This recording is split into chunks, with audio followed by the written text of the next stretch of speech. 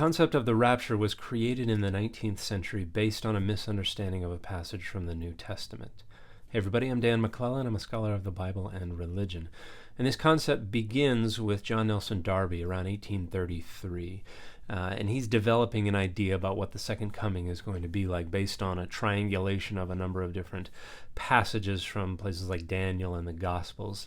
But his main text is 1 Thessalonians 4:17, which talks about how the dead are going to be resurrected as Christ descends, and those who are alive will be snatched or caught up with them in the clouds to meet Jesus in the air and be with him forever. And according to Darby, this is some sudden event that is then going to result in everybody being taken off to heaven. And this fundamentally misunderstands the imagery that Paul is using.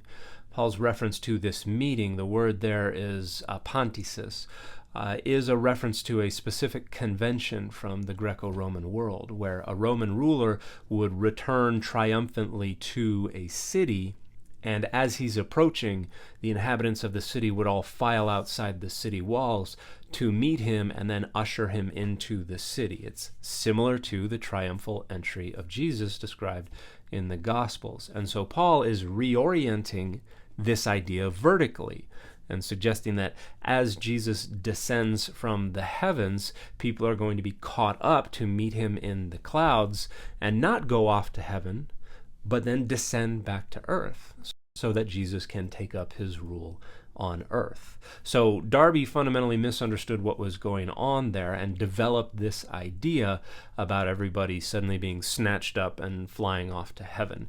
And that became pretty popular within Protestant Christianity for a while, but then began to fade. And these days it's really only popular among American evangelicals, and primarily because of the identity marker that it has become and how useful that identity marker is for boundary maintenance within American Christianity. But unfortunately, it has caused untold harm and anxiety for people who grew up being terrified that they were going to be left behind while everybody else just one day vanished. And again, the entire doctrine was a creation of the 19th century based on a misunderstanding of the imagery that Paul was using in 1 Thessalonians 4:17.